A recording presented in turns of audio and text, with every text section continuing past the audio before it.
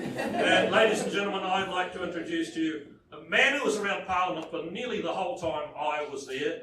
In fact, I think, Barry, you were there when I started in '87 and have been there for a while. Barry's had an incredible long service in the Parliamentary Press Gallery and has just got so much knowledge. He knows where everybody is buried and he knows exactly how the place works and when to say things and when not to. So can I get Barry up here? You're going to give a quick 20 minutes, I understand, about Cameron. But it's all right, you don't need to do the full thing if you don't. Ladies and gentlemen, Barry Soper.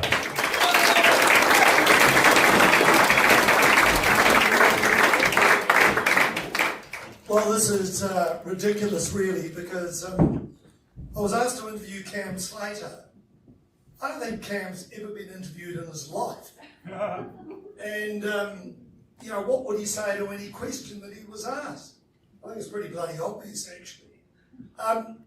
He's an interesting man, Cam Slater, because, like a number of people, we started off probably on the wrong side, that he thought I was belligerent. I thought he was obnoxious, and never the twain shall meet. I was going to say nothing's changed. But, yeah, no, I'm honoured to be asked to talk to Cam.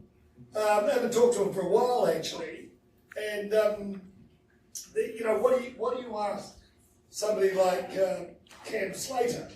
I mean, Cam sort of, he claims that some politicians quiver at the mention of his name. And it's true that politicians do quiver at the mention of some people's names. And I remember there was one Cam that quivered at the mention of my name when he heard me on radio. That was a very close friend of Winston Peters, Bill English. That when Bill was about to be rolled by Don Brash as the leader of the National Party, I was being interviewed by Paul Holmes in the morning, and Paul, as a throwaway line, said, "Is he a dead man walking?" And I said, "No, more like a twitching corpse." That's because David did the numbers. That's because I've done the numbers. And within minutes, my phone rings at home, and it's Bill English. And he had my phone number because Bill's son went to primary school with my son, and they were good mates, and they're still good mates today. But it wasn't a very pleasant telephone call, I can tell you. The abuse flowed, and the invective was like nothing I've probably heard from Bill before. And I said to Bill, "Well, did you hear it, Bill? Did you hear it?" And he said, "Well, no, I didn't. Somebody told me about it." And I said, "For fuck's sake, go back and have a listen." It was a throwaway line. It was light-hearted. And that's what Cam has always claimed. You know, when he gets into a bit of shtuck, he always claims that, "Look, I wasn't serious. It's light-hearted. I'm into free speech." The poor old Cam, though, has realised that speech isn't always free. It's cost him quite a lot of money over the years. But Cam, politicians, which you obviously write a lot about, and you know a lot about, who's your favourite? And don't say Winston Peters. Who's my favourite? There's lots of favourites. If you look at Prime Ministers, for example, I admire Helen Clark and her ability to manage that caucus. She stared down a couple of attempts at rolling her. I didn't agree with her politics. I campaigned really hard to get rid of her. You know, the Darth Sidious of New Zealand politics is what I would describe her. She's still a malignant force, but I respect her abilities. You know, every time she croaks out something from, you know, the depths of Mount Albert, it's always with her, you know, with you. I'm pretty sure she's on the payroll of the Chinks, though. Absolutely. I was going to say Eden Park. Still on her payroll. You know, I quite admired John Key for what he he was quite shallow, really. He wanted a few things. He wanted to be the longest-serving national prime minister, which he was never going to do under MP. He wanted a knighthood, which is what he got. He wanted to change the flag. I told him that he wasn't going to be able to change the flag. He stupidly assumed that the Labour Party would back him on that because it was in their manifesto that they were going to want to change the flag. It said as soon as you announce it, they'll oppose it, which is what they did. But he disappointed me in the end just through his lack of courage. You know, like, if he had stuck around, whether or not he was allowed to stick around, I suggested that the next election, where Bill English failed to exhibit any leadership or management or anything like that, that those negotiations would have gone a whole lot different. And, you know, I'm pretty sure John Key would have been a deal maker and gone, you betcha we'll do what Winston wants on that. But he quit and shuffled off and thought he's actually stayed quite silent, which is quite good for a politician. You know, actually, I have to say Muldoon. I did despise Muldoon when I was younger. But all those smart greenies that are driving around in their electric cars are all powered by his Think Big projects. And he was so wrong on so many levels, but he actually believed in the country and he made some decisions which we all thought at the time would Think Big, but in hindsight turned out to be pretty good. So I'd rate him up there. I actually met the little pig. Actually, I met him at Doug Graham's election win at his headquarters when Muldoon came in to congratulate him on winning. That was very rare at that time, wasn't it, Dad? Yeah. And that's when I met him, and that's when I realised just how short he was. You know, very short, but the stature of the man. You know, some of the things he did. You know, you kind of have to pat him on the back for that. I know Morris was out with a sharpened stake at his funeral, you know, just to make sure that the little grunter was dead. but you know what? He did what he thought was right. And since MMP, we don't have politicians. Well, we do have some, but there's just a scant few. But most politicians don't do what's right for New Zealand. John Key was one of the worst at that. He just wanted to get polls, get the next election, get the next election, get the next. That's what he wanted to do. That's all it was. He didn't have a driving force in it. I remember Muldoon speaking of the man. Somebody said to him about Jim Macleay, who took over from him, "Are you going to be a thorn in Macleay's side?" And Muldoon goes, "More like a little prick." And he was. But you would have heard Cam, and probably most of you know that Cam said Dad.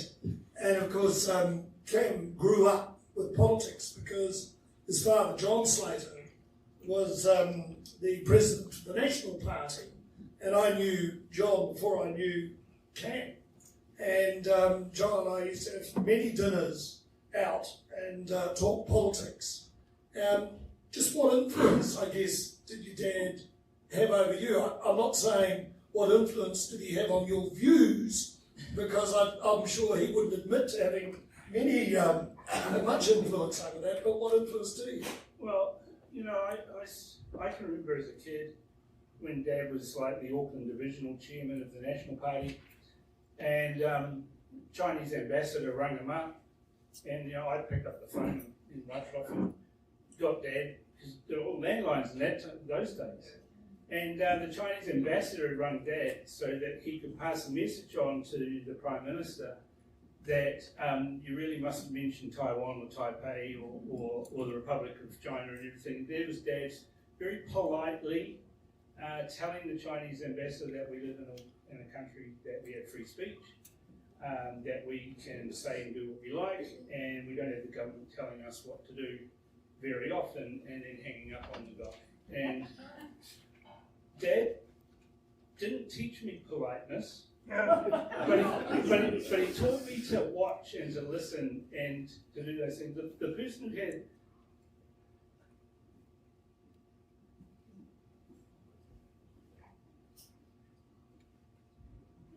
But I did watch Dad. Why are you emotional here, Cam?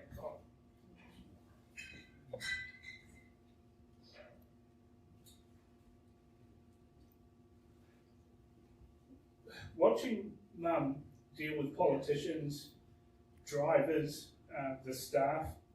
I can remember Dad would be dealing with the politicians in the lounge and stuff like that, and Mum would be going out to the cars of all the ministers, drivers, and things like that, and she would say, "Come inside," and they would Mum, I think Mum, they must have been channeling Mum when they wrote the castle, because Mum would say to all the drivers, "Come in, go down to the pool room." And she taught me that the people who know the most about what goes on in politics are the staff, the drivers, the hairdressers, and you want to know what's going on, who's rooting who's not rooting someone, whatever. You ask the drivers, the security guards as well, at those gates, everyone thinks they're all going out, well, we went out separately, nobody knows, and everybody knows, right? And it's the staff, and Mum taught me to respect the staff, and she would sit there and lecture these people, and she knows that the politicians too, with their drivers, they ask them, "Oh, what do you think of this?" So she was dripping wisdom into the drivers' ears that probably ended up changing some policy or doing stuff like that. So a good influence at home on politics. I mean, when I say that I've met every Prime Minister from Muldoon, including Muldoon, it's true. I've met them all, as you have. Some are good, some are bad, and only one was evil. Who was the evil one? Oh no, I shouldn't ask. No, I know the answer to this. She's written a biography recently. Well, it should be in the fiction section. No, why do you think, Cam, that when it comes to you, I mean, your blog is a bit like Coronation Street. People would never admit to reading it. So I'm really sitting here talking to Ken Barlow tonight. I've never watched an episode of Coronation Street, so I don't know if that's an insult or not. So they would never admit to actually reading it and getting information from it. But I can tell you, as a journalist, Cam has tipped me off to a number of stories. You've won awards. I have won awards, yeah. And one of the stories that he took me off to, and I thought, this is part of the Sky stuff, Cam's often a long shot here. And it was during the COVID lockdowns. And Cam rang me and he said, look, the lockdowns are legal. And I said, don't be ridiculous, Cam. Everybody's bloody locked down. Nobody's arguing. It's legal. The cops are out there enforcing it. And Cam said, no, mate, it's illegal. They've been told. They've had emails. So I did, and he knew, but I did some digging and realised that what he had told me was right, and wrote a story on it. And of course, they changed legislatively. They changed the rules to make them legal. But the point is that I'm getting to, Cam, is that journalism these days, I just wonder, and I don't want you to be necessarily negative about journalists, because there are some very good ones out there, but where do you see journalism at the moment? All right, look, journalism is at a crossroads. I mean, there's a reason why I asked you to speak here. I've got immense respect for your body of work. We may not have agreed on anything, but I've always seen people out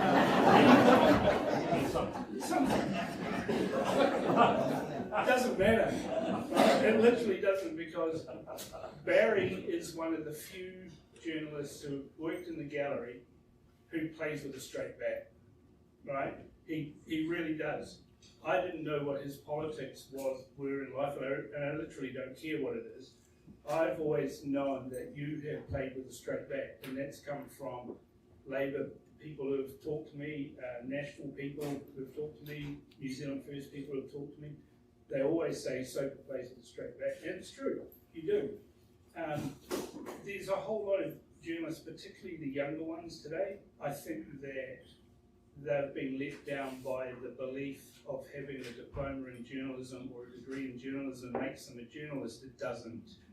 It doesn't make them a journalist any more than me deciding to write a story about Len Brown or tipping you off to something, getting the documents, doing the legwork, standing it up. I mean, you know, I got that leaked information out of my sources. That they know that. Who was your source? I'm not going to tell you. My source was sufficiently clear enough that I had copies of the documentation, so that when I did an official information act, I knew exactly what the document name was. The same thing happened when RV Ebony was banned from coming into New Zealand. I had a source that provided me with that. I got internal memos that were sent between the New Zealand Police and Interpol, and everybody poo-pooed it and ridiculed me for it and said, oh, those screenshots are photoshopped and all of that. Yeah, I was right. I had the screenshots, I had the images, I had the evidence. And all too often we see journalists that write nothing stories, or you know, that you can read the whole story through and you get to the last bit and they say, we've approached Cam Slater for comment on this, and the story was published 5 minutes before I was approached for comment. Right? And that's at your organisation, sadly. And he's just a bitter and twisted little fuckwit.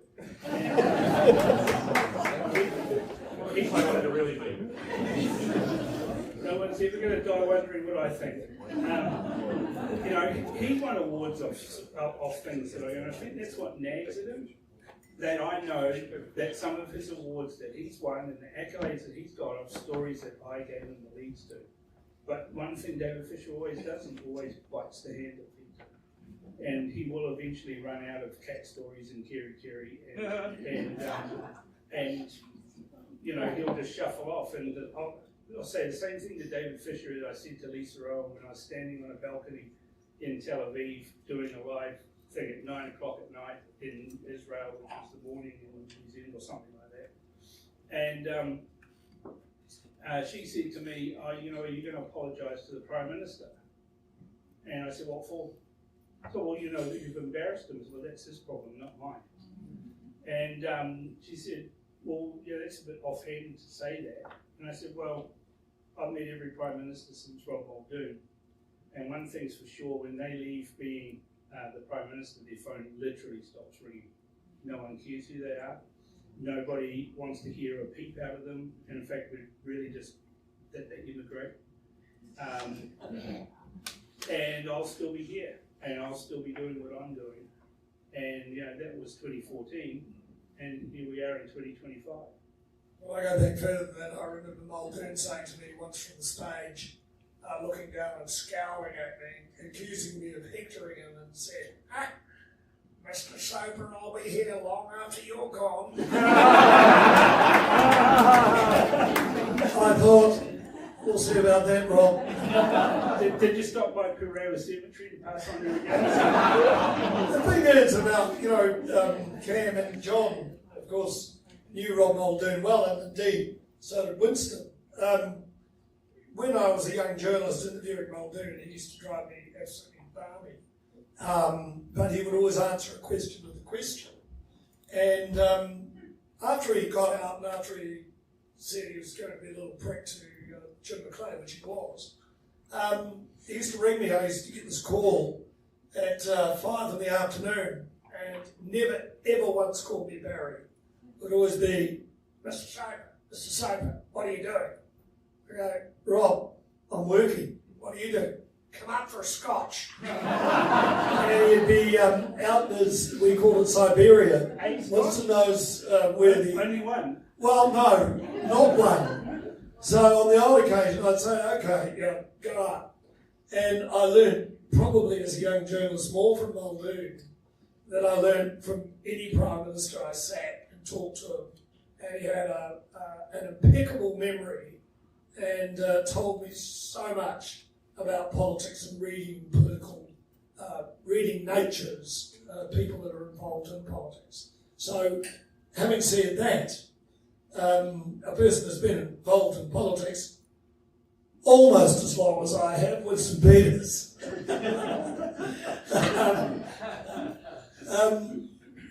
You expecting a nice roast from Winston tonight? When I asked Winston, I rang him and I said, look, I'm having this event, 20-year event. He said, oh, yeah, I'll come along. I said, I want you to do a roast. He said, this is an all-day event.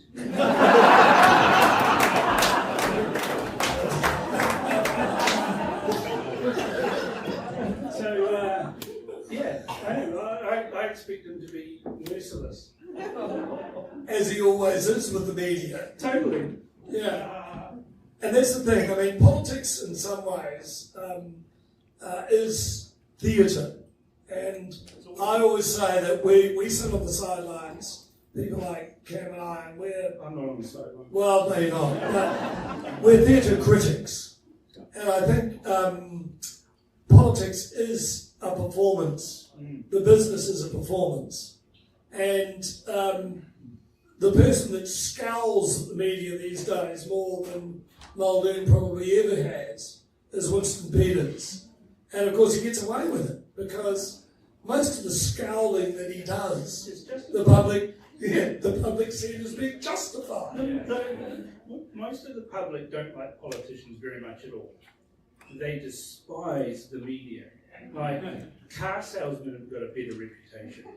Car boot lawyers have got a better reputation than the media. And so Winston's going to profit all day long attacking the media. And now, with technology the way it is, he can speak directly to the public, he can do live streams, he can use X, he can use Fastbook or any of the other ones. But that's how you bypass the media. Podcasts is how you bypass the media. They won't do anything longer than 15 minutes. So I tell you, in 2.5 hours or 3 hours sitting with somebody, they can't hide. They cannot hide. They can't keep their veneer up. I doubt Christopher Luxon could sit down for more than about 40 minutes with me. And it's not saying that I'm going to tear him apart, because that's not how I do my podcast. But you can't keep using bumper sticker slogans like Ardoon does or what Luxon does. It's all rehearsed, it's all performative. And after 20 minutes, they run out. And that's how you get to see the true politician. The politician that, by the way, that I know, that I've seen because I've spent hours at a time with them, in mum and dad's lounge or whatever. Judy Shipley came to my sister's 18th birthday, because she was in town at the time. These people all passed through my life, and I just sat there and watched and listened, mostly listened to mum, and learnt which politicians are genuine and which are there to favour themselves. I mean, they're all narcissists, everybody is, but they're just worse narcissists than the rest. Oh. Well, thank you very much, Cam. Thanks, Barry. Welcome, Mike.